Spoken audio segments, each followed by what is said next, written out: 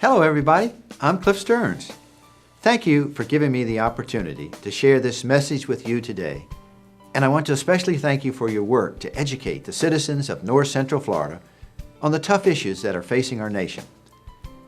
Considering the political gridlock in Washington today, I've been able to fight for our shared goals of stopping the government takeover of our healthcare system, to put a halt to runaway deficit spending, and to hold corporations and certain officials accountable for taking advantage of the American taxpayers while we're in the middle of a financial crisis.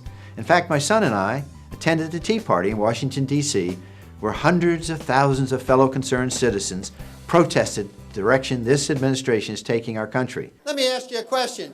Do you think this health care bill should apply to all members of Congress? This bill was put together by Charlie Rangel from the Ways and Means Committee.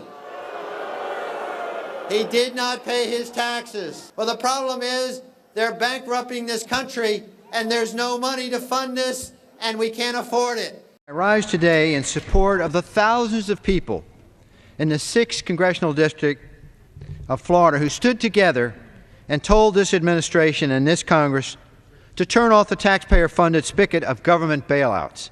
Let me go ahead and read an excerpt from their 4-page declaration. Quote, "We raise our voices against the arrogance and the ruinous policies of our government, a government that ignores we the people, a government that drowns us in debt, a government that forsakes a free enterprise system that has driven the engine of the greatest economy on earth." Like those who attended the rally in Stark, Trenton, Gainesville, and Orange Park, I have not and will not support bailout after bailout as sound economic policy. It is unconscionable for this administration, this Congress, to continue committing good money after bad. Mr. Paulson, Mr. Geithner has testified that he recused himself during this counter-party negotiation. Did you know that while you were Secretary of Treasury? I knew that. Just yes or no? Yes. On November 6th, when they gave $62 billion to all these parties who came in and looted AIG, all you guys say, I knew nothing about it. And yet it appears that this happened. Do you think it's at that extreme? If we let AIG go bankrupt, we would have had that kind of collapse? I certainly have never said that, but what He implied that. Well, as you can see, we've all been busy this year defending our values and beliefs.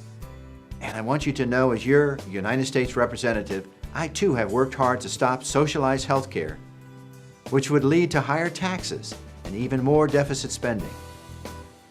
And although I voted no quite a few times since 2008, I have a positive free market plan for health care reform. I've also been named a taxpayer hero by the Citizens Against Government Waste, and every year I have one of the highest ratings from the National Taxpayers Union. So I encourage you to visit my website to learn more about my record. Thank you so much for your efforts, best wishes, and keep up the fight.